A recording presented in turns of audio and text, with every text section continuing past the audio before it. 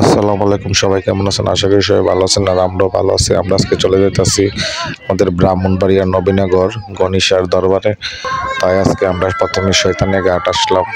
শয়তানিয়া ঘাটে অনেক নাও দাঁড়ায় আছে এবং বিভিন্ন এলাকা থেকে অনেক মানুষরা আসতেছে গণেশার উদ্দেশ্যে রওনা দিবে এবং একজন আরেকজনকে নিয়ে আসতেছে।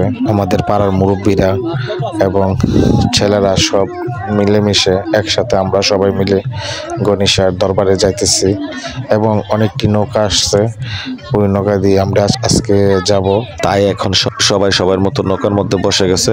কিছুক্ষণের মধ্যে নৌকা ছেড়ে দিবে এবং দুই হৃদয়কে একসাথে দেখতেছি এখানে দাঁড়ায় আছে এবং শিমুলের সাথে দেখা, শিমুল আছে, শাহিন আছে, তারাও আজকে আমাদের সাথে একসাথে গণেশা যাবে এবং পাড়া মুরব্বীরা অনেক সুন্দরভাবে বসে আছে। আমরা এখন কাউতুলির দিকে আসতেছি। কাউতুলি আমরা ঢুকবো এবং করিল্লা ফুল পার হয়ে কাউতুলি যাইতেছি এবং ওইখান থেকে আবার কিছু কেনাকাটা করব। ওইখান থেকে খাবার দাবার নিয়ে গণেশার উদ্দেশ্যে রওনা দেওয়া হবে। কাউতুলি এসে কেনাকাটা করে সব কিছু আবার সবাই মিলে নৌকাতে উঠে গেছে এবং টিটু ভাই, সৈকত, তানজিলকে দেখতে পাইতেছি এরা আবার কাউতুলি থেকে উঠছে এবং আবু কালাম, মান্না সবার সাথে দেখা এবং শাহিনকেও দেখতে পাইতেছি, সাথে জিদনিও আছে।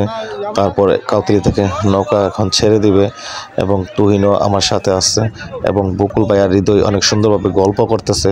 মেঘনা নদীর মাঝখানে অনেক সুন্দরভাবে নৌকা যাইতেছে গণেশের উদ্দেশ্যে। আমরা এখন তুল্লাকান্দির নৌকার ঘাটে এসে গেলাম এবং আমাদের যে নৌকা রয়েছে ওই নৌকা থেকে কিন্তু সবাই একে একে করে সবাই নামতেছে এবং একজন আরেকজনকে ধরে ধরে অনেক সুন্দরভাবে নামাইতেছে। এইদিকে আমাদের ঘাটের মধ্যে আরো অনেক নৌকা আছে এবং আমাদের এক ভাবিকে দেখতে পাইতেছি। ভাবিও আজকে আসছে আমাদের সাথে এবং বিভিন্ন জায়গা থেকে আমাদের আত্মীয় স্বজনী অনেকে আসছে এবং ছেলেরা অনেক হেল্প করতেছে, ধরে ধরে নামাচ্ছে এবং অরসপুর থেকে আমাদের 3 বিয়ায় আসছে।